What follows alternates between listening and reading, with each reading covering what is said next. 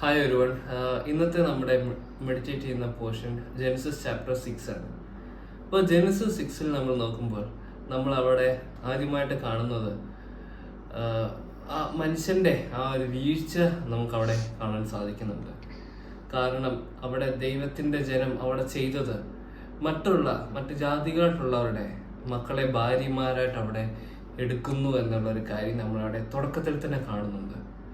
അപ്പോൾ അതിൻ്റെതായിട്ടുള്ള പ്രശ്നം എന്താണെന്ന് വെച്ച് കഴിഞ്ഞാൽ അവർ ദൈവത്തെ വിട്ടകന്ന് അവർ പിന്നെയും തെറ്റുകൾ മാത്രം ചെയ്തുകൊണ്ട് ജീവിക്കുവാനായിട്ട് ഇടയായി തീരുന്നതായിട്ട് നമ്മൾ അവിടെ കാണുന്നുണ്ട്. കാരണം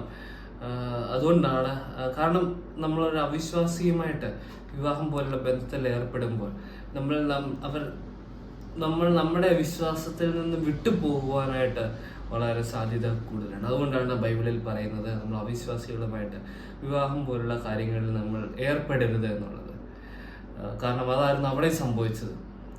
ഈ അവിശ്വാസികളായിട്ടുള്ള പെൺകുട്ടികൾ വിവാഹം കഴിച്ചപ്പോൾ അവരൊക്കെയും ഈ വിശ്വാസികളായിട്ടുള്ളവരെ അല്ലെങ്കിൽ ദൈവത്തിൻ്റെ ജനത്തെ ആ ദൈവത്തിൽ നിന്നും അകറ്റുവാനായിട്ട് അവിടെ ഇടയായി തീർന്നു. അങ്ങനെ നമ്മൾ നോക്കുമ്പോൾ അവിടെ പറയുന്നത് എല്ലാവരും അതുപോലെ എല്ലാ മനുഷ്യരും ദൈവത്തിൻ്റെ ജനം എന്നുള്ള അതിലുള്ള എല്ലാ മനുഷ്യരും ദൈവത്തെ മറന്ന് അവരവരുടെ സ്വന്തം ഇഷ്ടപ്രകാരം അവരവിടെ ജീവിക്കുകയായിരുന്നു. അത് തെറ്റുകളൊക്കെയും ചെയ്ത് അവരവിടെ ജീവിക്കുകയായിരുന്നു എന്ന് നമുക്കവിടെ കാണുവാൻ ഇടയാകുന്നുണ്ട്.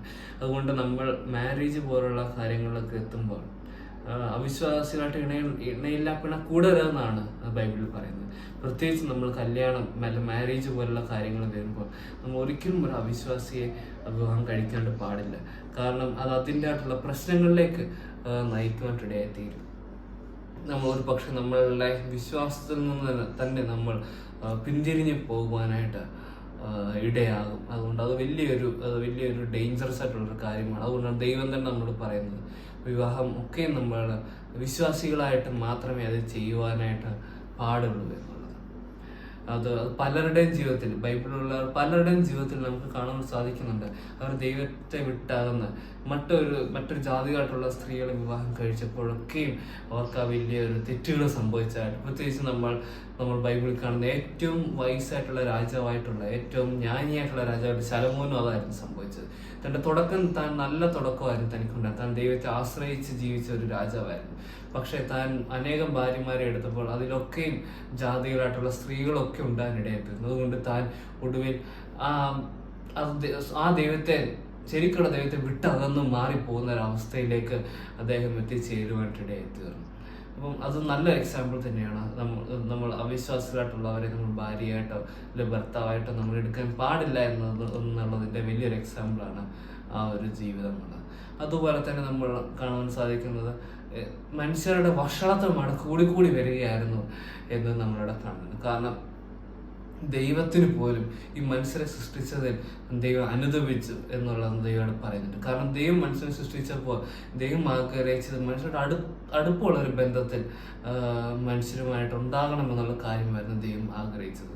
പക്ഷെ മനുഷ്യരൊക്കെ ഈ സ്വന്തം ഇഷ്ടപ്രകാരം അവർ ജീവിക്കുക, തെറ്റുകൾ മാത്രം ചെയ്ത് ജീവിക്കുക, ദൈവത്തെ മറന്ന് ജീവിക്കുന്ന ഒരു സ്വഭാവമായിരുന്നു മനുഷ്യർക്ക് ഉണ്ടായിരുന്നത്. അതുകൊണ്ട് തന്നെ അവരുടെ ആ തെറ്റും അതിൻ്റെ കാഠിന്യവും ഒക്കെ കണ്ടപ്പോൾ ദൈവത്തിന് സങ്കടം കൊണ്ട് ദൈവത്തിനൊടുവിൽ സങ്കടവും ദേഷ്യവും അതെല്ലാം വന്നപ്പോൾ ദൈവത്തിനൊടുവിൽ മനുഷ്യർ മൃഗങ്ങളെല്ലാം നശിപ്പിച്ച് കളയുവാനായിട്ട് ദൈവം തീരുമാനിച്ചു. ദൈവം മനുഷ്യനെ സൃഷ്ടിച്ച് ദൈവം അനുദപിച്ചു എന്നാണ് നമ്മൾ കാണുന്നത്. ദൈവത്തിൻ്റെ സ്വന്തം ഇമേജിൽ സൃഷ്ടിച്ച മനുഷ്യരെ ഓർത്ത് ദൈവം അനുദപിച്ചെന്ന് കേൾക്കുമ്പോൾ ദൈവം എത്രമാത്രം ദൈവം വിഷമിച്ചു എന്ന് നമ്മളവിടെ കാണുവാൻ നമുക്ക് മനസ്സിലാക്കാൻ സാധിക്കുന്നുണ്ട്. അപ്പോൾ നമ്മൾ ചെയ്യുന്ന പ്രവൃത്തിയാണെങ്കിൽ പോലും നമ്മൾ തെറ്റ് ചെയ്യുന്ന പ്രവൃത്തിയിലൂടെ ഒക്കെ നമ്മൾ ദൈവത്തെയും പരിശുദ്ധാത്മാവിനൊക്കെ നമ്മൾ വിഷമിപ്പിക്കുന്ന ഒരു കാര്യമാണ് അവിടെ സംഭവിക്കുന്നത്. കാരണം ദൈവം അനുദപിക്കുകയാണ് ചെയ്തത്. പക്ഷെ ഇപ്പോൾ ദൈവം അനുദപിക്കുന്നില്ല. എന്നാൽ പോലും നമ്മൾ ഓരോ തെറ്റിൻ്റെ ഒരു പ്രവൃത്തികൾ ചെയ്യുമ്പോൾ, നമ്മൾ ഓരോ പാപം ചെയ്യുമ്പോൾ ദൈവത്തിന് ഒരുപാട് വേദന ദൈവത്തിൻ്റെ മനസ്സിൽ അത് ഉണ്ടാകുന്നുണ്ട്. അതുകൊണ്ട് നമ്മൾ ഒരിക്കലും നമ്മളെ ഇഷ്ടപ്പെടുന്നവരെ അല്ലെങ്കിൽ നമ്മൾക്ക് ഇഷ്ടമുള്ളവരെ നമ്മൾ വേദനിപ്പിക്കുവാനായിട്ട് നമ്മൾ ഒരിക്കലും ആഗ്രഹിക്കുന്നവരല്ല. അതുകൊണ്ട് നമ്മളുടെ പ്രവൃത്തികൾ നമ്മുടെ പ്രവൃത്തികളിലും നമുക്ക് മറ്റുള്ളവരെ വേദനിപ്പിക്കാത്ത രീതിയിൽ നമ്മളുടെ പ്രവൃത്തികളെ നമുക്ക് സൂക്ഷിക്കുവാനായിട്ട് നമുക്ക് ശ്രമിക്കാം. അതുപോലെ നമ്മൾ പിന്നീട് കാണുന്നത് ആ ഒരു കാലഘട്ടത്തിൽ, ആ ഒരു തലമുറയിൽ, ആ ഒരു നോഹ മാത്രം അവിടെ നല്ലൊരു വിശ്വസ്തരായിട്ടുള്ള ഒരു ദൈവത്തെ വിശ്വസിക്കുന്ന നല്ലൊരു വ്യക്തിയായിട്ട് നോഹ മാത്രമേ ആ സമയത്ത് ഉണ്ടായിരുന്നുള്ളൂ എന്നുള്ളതും കൂടെ നമുക്ക് കാണുവാനിടയാകുന്നുണ്ട്. കാരണം ആ ഒരു നല്ല പ്രവൃത്തിയെ, ദൈവത്തെ വിശ്വസിച്ചുള്ള ആ ജീവിതത്തെ ദൈവം റിവാർഡ് ചെയ്തത് എങ്ങനെയാണെന്ന് വെച്ച് കഴിഞ്ഞാൽ, ദൈവത്തിന്റെ ന്യായവിധിയിൽ നിന്ന് ദൈവം നോഹയെ രക്ഷിക്കുവാനായിട്ട്, നോഹയുടെ കുടുംബത്തെയും രക്ഷിക്കുവാനായിട്ട് തീരുമാനിച്ചു. നോഹയും നോഹയുടെ ഭാര്യയെയും 3 മക്കളും അവരുടെ ഭാര്യമാരെയും, അങ്ങനെ 8 പേരെ ദൈവം അവിടെ രക്ഷിക്കുവാനായിട്ട് തീരുമാനിച്ചു. ദൈവം വലിയൊരു മഴ കൊടുത്ത് ആ ഭൂമിയെ ഒക്കെ നശിപ്പിക്കുവാനായിട്ട് ദൈവം തീരുമാനിച്ചു. അപ്പോൾ ദൈവം നോഹയോട് പെട്ടകം ഉണ്ടാക്കാൻ പറയും, വലിയൊരു ബോട്ട് ഉണ്ടാക്കാനായിട്ട് ദൈവം പറയുന്നു. അതിൻ്റെ അളവും അത് എന്തുണ്ടാക്കണം എന്നുള്ള എല്ലാം ദൈവം പറഞ്ഞു കൊടുക്കുമ്പോൾ അവിടെ കാണുന്ന അവസാനം നമ്മളവിടെ കാണുന്നത് നോഹ ദൈവം പറഞ്ഞതുപോലെ അതുപോലെ തന്നെ ചെയ്തു എന്നാണ് പറയുന്നത്. അപ്പൊ നമ്മളുടെ പ്രവൃത്തികൾ എങ്ങനെയാണ്? ദൈവം പറയുന്നത് നമ്മൾ മുഴുവനായിട്ട് അനുസരിക്കാറുണ്ടോ, അതോ നമ്മളുടെ ഐഡിയയും കൂടെ അതിനിടയിലേക്ക് വരുന്നുണ്ടോ എന്ന് നമുക്ക് സ്വയം പരിശോധിക്കാം. കാരണം ദൈവം നമ്മൾ പല കാര്യങ്ങളും പറയുമ്പോൾ ചിലപ്പോൾ നമ്മുടെ മനസ്സിൽ ചിന്തയാണ്, ഓക്കെ നമ്മളുടെ ഇൻപുട്ടും കൂടെ നമുക്ക് ഇട്ട് നോക്കാം, അപ്പൊ അത് കുറച്ചും കൂടെ നല്ലതാകും എന്നുള്ളൊരു ചിന്ത നമ്മൾക്ക് വരാനായിട്ട് സാധ്യതയുണ്ട്. പക്ഷെ എപ്പോഴും നമ്മൾ റിയലൈസ് ചെയ്യേണ്ടത് ദൈവത്തിന്റെ പ്ലാനാണ് ഏറ്റവും നല്ല പ്ലാൻ. നമ്മൾ നമ്മുടെ പ്ലാനോട് അതിൽ ഇൻക്ലൂഡ് ചെയ്ത് കഴിഞ്ഞാൽ ശരിക്കും അത് നമ്മൾ ആഗ്രഹിച്ച പോലെ റിസൾട്ട് അതിന് വരുവാനായിട്ട് ഇടയാകില്ല.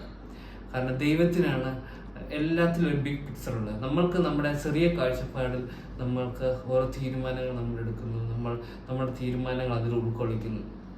പക്ഷെ ദൈവത്തിന്റെ പ്ലാൻ നമുക്ക് തരുമ്പോൾ ദൈവം അത് ബിഗ് പിക്ചറിലാണ്, എല്ലാം മുൻകൂട്ടി കണ്ടുകൊണ്ടുള്ള ഒരു പ്ലാനാണ് ദൈവം നമുക്ക് തരുന്നത്.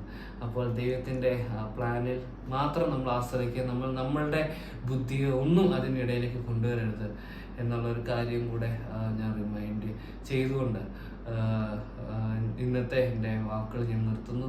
ദൈവത്തിന് നന്മ പറയട്ടെ.